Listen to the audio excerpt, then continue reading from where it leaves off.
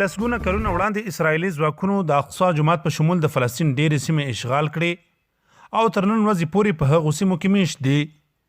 که څه هم فلسطیني مسلمانانو د دغو سیمو د بیرته نیولو او یو داسې فلسطین د جوړولو لپاره چې پلازمینه بیت المقدس وي بېسارې قربانۍ ورکړي او ورکوي، خو له دې امله چې امریکا او نور غربي هیوادونه په ښکاره ډول د اسرایلو ملاتړ کوي او د فلسطین د قضیې په اړه د اسلامي نړۍ دریځ کمزوری دی، تر اوسه فلسطینیان د خپلو سیمو په بیرته نیولو نه دي بریالي شوي. د اشغال له پیله د فلسطیني مقاومت کوونکو او اسرایلي نیواګرو ترمنځ ډېرې جګړې شوي او بیا د نړیوالو فشارونو او هڅو وروسته اوربندونه رامنځته شوي دي. خو که موږ د مۍ په 10مه نیټه پیل شوې 11 ورځنۍ جګړه له نورو هغو سره پرتله کړو، جوتېږي چې دا جګړه په ټوله معنا فلسطینیانو وګټله او اسرائیل مجبور شول چې ډېر ژر اوربند ته غاړه کېږدي. اوس اساسي پوښتنه دا ده چې هغه کوم لاملونه و چې اسرائیل دومره ژر اوربند ته مجبور کړل.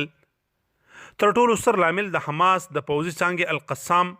او نورو فلسطیني مقاومت کوونکو له لورې په ډېر مهارت سره پر اسرائیلي اهدافو توغندیز بریدونه وه چې اسرائیل یې اوربند ته مجبور کړل. که څه هم تر دې وړاندې جګړو کې فلسطیني مقاومت کوونکو په اسرائیلو توغندي توغول، خو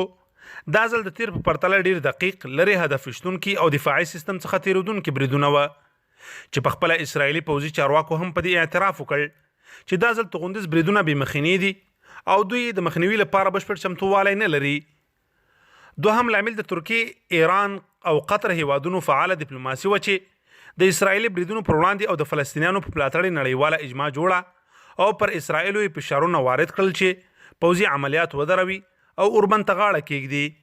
دریم لامل دا هم کېدای شي چې دا ځل فلسطینی ملت د نورو وختونو په پرتله ډېر متحد او یو ځای وه. هغوی چې اشغال شویو سیمو کې اوسېدل په ډیره زړورتیا د اسرائیلو پر خلاف راووتل او په تش لاس یې هغوی سره مقابله کوله، او هغه چې په آزادو سیمو کې اوسیږي هغوی هم دا ځل ګوندي اختلافات یوې خواته کړل او په یو صف کې د نیواګرو پر وړاندې ودرېدل. لنډه دا چې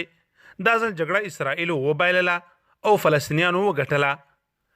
په راتلونکي کې هم که فلسطینیان او یا د اسلامي نړۍ نور محکوم ولسونه خپلمنځي اختلافات ختم کړي،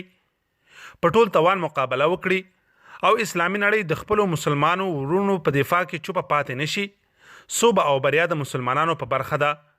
کافران او ملګري به یې هیڅکله د مسلمانانو په وړاندې ونه درېږي.